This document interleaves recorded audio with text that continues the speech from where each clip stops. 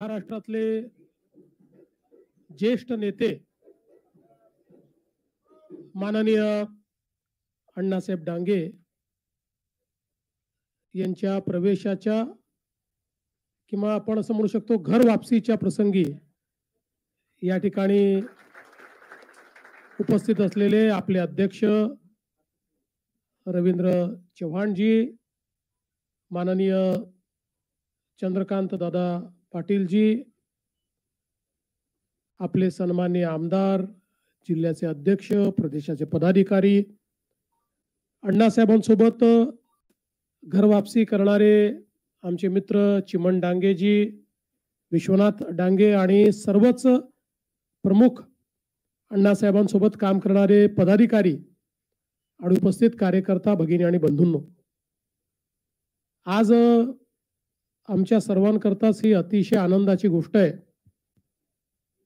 की अण्णासाहेब डांगे यांच्यासारखं एक व्यक्तिमत्व लहान कार्यकर्ते असतानापासनं प्रमोदजी, गोपीनाथजी, अण्णा, पुढे भाऊसाहेब, अरुण भाऊ, ही सगळी मंडळी 24 तास राबणारी मंडळी की ज्यांनी खूप कष्टातून या पक्षाला मोठं केलं, शेवटच्या माणसापर्यंत पोहोचवलं. आणि त्यात अण्णा तर संघ आणि जनसंघापासनं या पक्षामध्ये काम करत होते.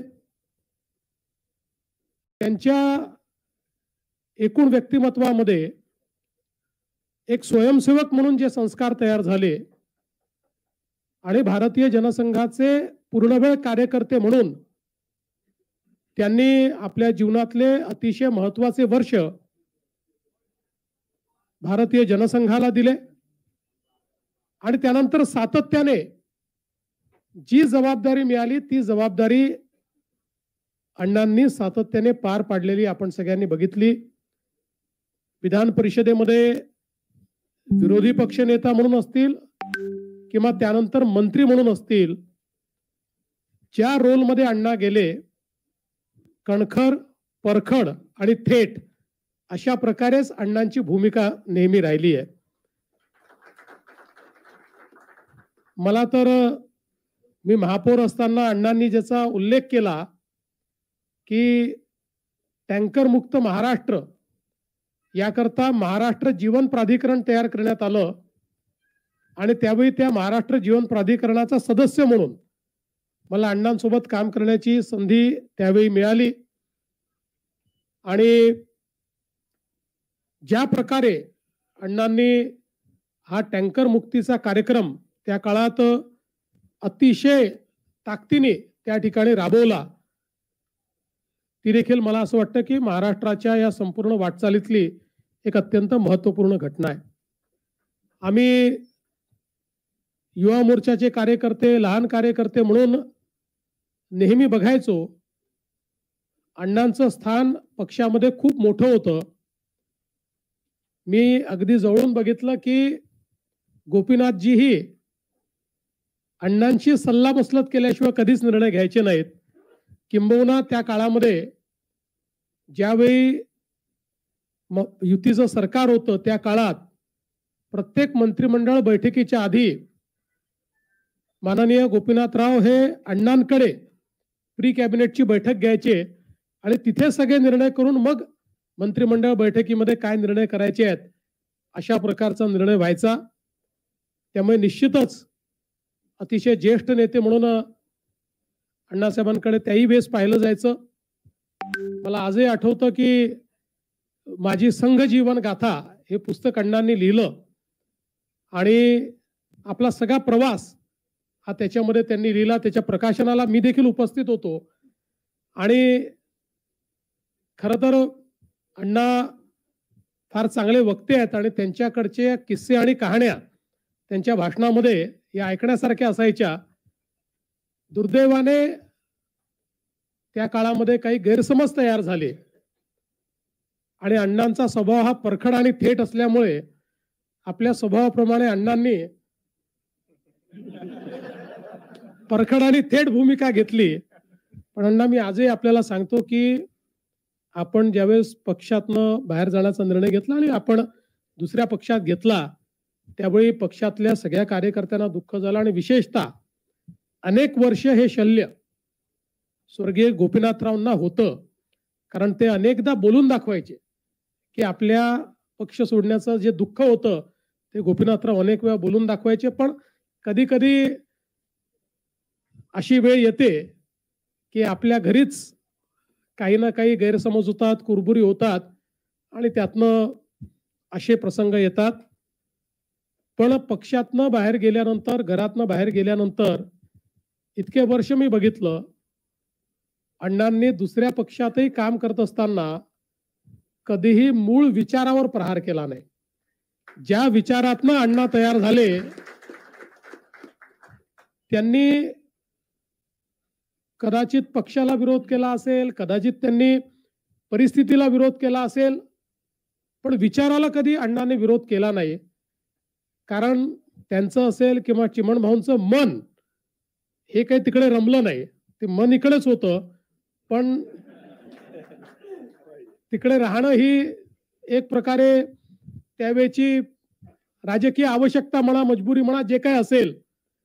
आणि म्हणूनच आज इतके वर्षानंतरही ज्यावेळी चंद्रकांत दादांनी या ठिकाणी त्यांची भेट घेतली आणि आम्ही सगळ्यांनी त्यांना विनंती केली, त्यावेळी ते मला जेव्हा भेटायला आले तर आपल्या घरामध्ये परत येण्याचा जो आनंद होता तो त्यांच्या चेहऱ्यावर ओसांडून वाहत होता.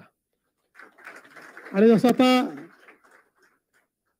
चिमण दादांनी सांगितलं की इतके वर्ष आम्ही या क्षणाची वाट पाहत होतो. कारण आम्ही दोघांनी युवा मोर्चात एकत्रित काम केलं आणि मला असं वाटतं की शेवटी भारतीय जनता पार्टी हेच आपलं घर आहे ही भावना नेहमीच त्यांच्या मनामध्ये राहिली. खरं म्हणजे अण्णांनी समाजाकरता, अण्णांनी महाराष्ट्राकरता प्रत्येक ठिकाणी केलेलं काम हे अतिशय वेगळं काम आहे.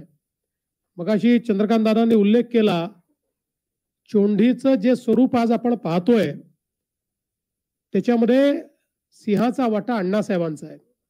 कारण आपल्याला माहिती आहे, खरं तर पुण्यश्लोक अहिल्यामाता होळकर ज्यांनी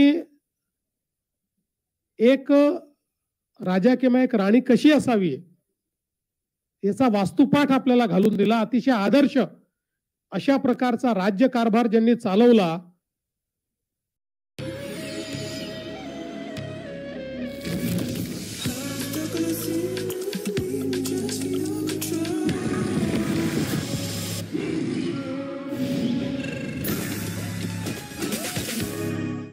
कैसे मैं स्टॉक को सिलेक्ट करता हूँ, कहाँ पे एंट्री करना है, कहाँ पे एग्जिट करना है. There is a pattern here also. What is the pattern?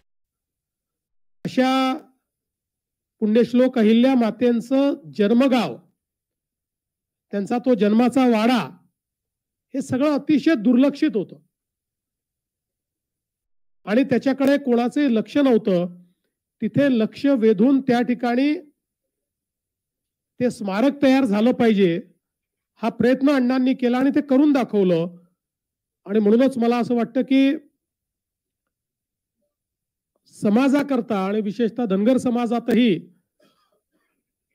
अनेक नवीन संकल्पना राबवणारे हे अण्णासाहेब राहिले. आज एक ज्येष्ठ नेते म्हणून त्यांच्याकडे पाहिलं जातं आणि अण्णांचं वय किती आहे मी आपल्याला सांगणार नाही, पण या वयातही आवाजही खणखणीत आहे आणि काम करण्याची उमेदही खणखणीतच आहे. त्याच्यामुळे निश्चितपणे अण्णांसारखे एक ज्येष्ठ नेते आणि त्यांचे दोन्ही सुपुत्र आणि हा सगळा त्यांचा इथे उपस्थित असलेला बृहद परिवार हे सगळे भारतीय जनता पक्षामध्ये आल्यामुळे निश्चितपणे भारतीय जनता पक्षाला एक शक्ती लाभेल आणि आपल्याच घरचा व्यक्ती पुन्हा घरी आल्यानंतर जो एक मनस्वी आनंद असतो तो आनंद आम्हाला सगळ्यांना झालेला आहे. त्यामुळे अण्णा, आम्ही आपलं या ठिकाणी अतिशय मनपूर्वक स्वागत करतो. सर्व कार्यकर्ते पदाधिकारी जे प्रवेश घेत आहेत त्या सर्वांचं मनपूर्वक स्वागत करतो.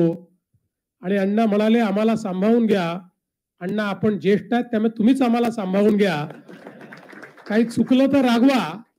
पण आता तुम्ही त्या दिवशीच सांगितलं आता हेच घर, आता दुसरं घर नाही आणि आम्ही तुमच्या मनात अशी भावना येणार नाही. असंच आमचं देखील काम हे पुढच्या काळामध्ये आपल्याला पाहायला मिळेल.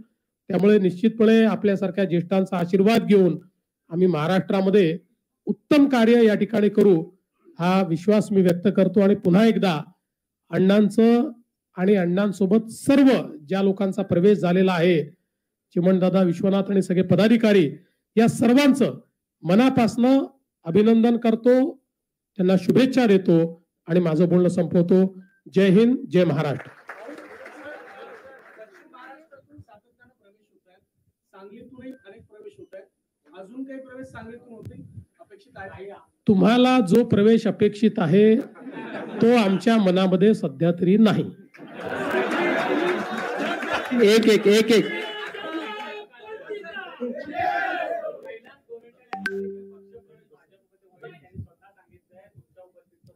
असं आहे की भारतीय जनता पक्षामध्ये आमचे प्रदेशाचे जे अध्यक्ष असतात हे निर्णय करतात कोणाचा प्रवेश करायचा आहे, कोणाचा प्रवेश नाही करायचा. आणि त्यांनी प्रवेश ठरवला की आम्हाला तो मान्य असतो. त्यामुळे चांगलं आहे. कैलास गोरंट्यालाही जालन्यातले एक अतिशय महत्वाचे नेते आहेत, अनेक वर्ष आमदार राहिलेले आहेत आणि त्यांच्यासारखे जमिनीशी जुडलेले अनेक लोक हे भाजपमध्ये येत आहेत आणि अध्यक्ष त्यांना भाजपमध्ये आणतायत. म्हणून अध्यक्षांचे मी अभिनंदन करतो.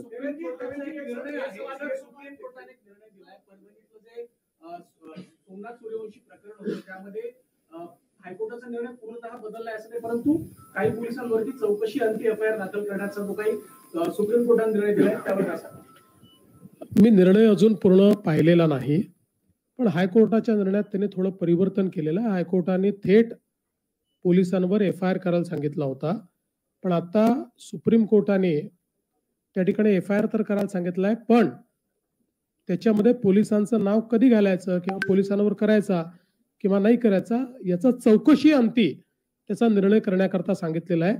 पण ही माझी प्राथमिक माहिती आहे, त्याच्यामुळे पूर्ण माहिती घेऊनच मी याच्यावर बोलेन.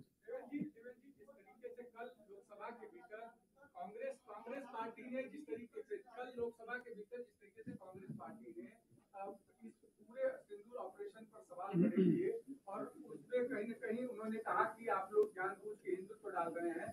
आज भी कांग्रेस के कई नेताओं ने महादेव ऑपरेशन को भी जानबूझ के कहा कि बीजेपी हर जगह हिंदुत्व लाने की कोशिश कर रही है.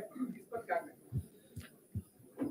अभी उनको महादेव से नफरत है तो मैं क्या कर सकता हूं, लेकिन कल प्रधानमंत्री जी ने सिलसिलेवार ऑपरेशन सिंदूर के बारे में सारा सच हमारे सामने रखा.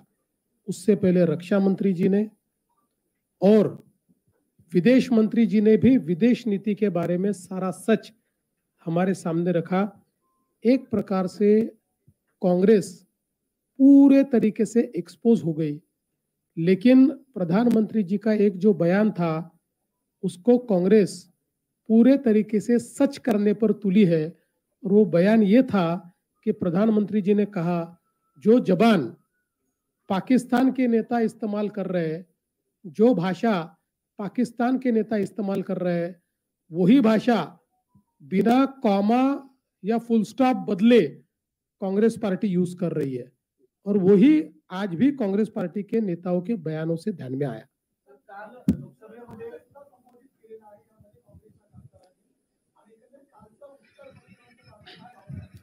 मला असं वाटतं की पहिल्यांदा तर ऑपरेशन सिंदूरला तमाशा म्हणणं याचा अर्थ जे 26 आमचे भारतीय त्या ठिकाणी मारले गेले त्यांचा अपमान करण्यासारखा आहे, त्यांच्या परिवाराचा अपमान करण्यासारखा आहे.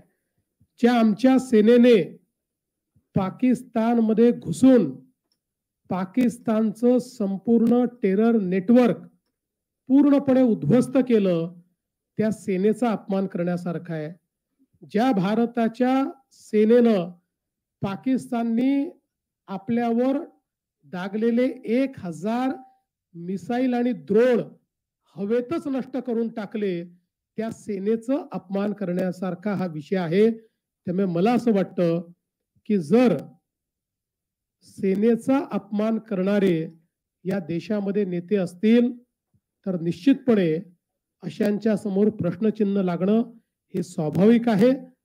पण काल प्रधानमंत्री महोदयांनी सांगितलं की कदाचित बोलणारे नवीन आहेत म्हणून त्यांच्या तोंडून आपल्याला जे बोलता येत नाही ते बोलून राहिले, अशा प्रकारची जी शंका त्या ठिकाणी प्रधानमंत्र्यांनी व्यक्त केली आहे ती योग्य वाटते. असं हे जे काही स्टेटमेंट केलेलं आहे की ऑपरेशन सिंदूर म्हणजे तमाशा होता, याचा मी निषेध करतो, याचा धिक्कार करतो, या प्रवृत्तीचा मी धिक्कार करतो. आणि काल माननीय पंतप्रधानांनी पूर्णपणे काँग्रेसला एक्सपोज केलेला आहे आणि जी भाषा पाकिस्तान बोलतंय तीच भाषा काँग्रेस बोलतंय हे माननीय प्रधानमंत्री महोदयांनी आपल्या समोर स्पष्ट केलंय. रक्षा मंत्री महोदय आणि विदेश मंत्री महोदय यांनीही कशा प्रकारे आमची विदेश नीती राहिली, जगातल्या 193 देशांपैकी फक्त 3 देशांनी पाकिस्तानला समर्थन दिलं आणि पाकिस्तान आमचं काही वाकडं करू शकला नाही. मात्र भारताने पाकिस्तानच्या एअरफील्ड या कशा नष्ट केल्या हे सगळं पुराव्यानिशी सांगितलेलं आहे. बैठक पार पडली. गेल्या 2-3 आठवड्यांपासून राज्यातले काही मंत्री वादाच्या बोरात सापडले. माणिकराव कोकाटे असतील किंवा इतरही असतील. कोकाटेंच्या विशेषत्वानं राजीनाम्याची मागणी झाली. तुम्ही काल कॅबिनेट नंतर काही किंवा कॅबिनेट मंत्र्यांना काही तुम्ही क्लास घेतला किंवा त्यांना काही सूचना दिल्यात असं काही? मंत्रिमंडळामध्ये आपण जे बोलतो ते बाहेर सांगायचं नसतं. धन्यवाद सर्वांचे मनापासून आभार. हा पक्षप्रवेशाचा कार्यक्रम संपला असं जाहीर करतो. कार्यक्रम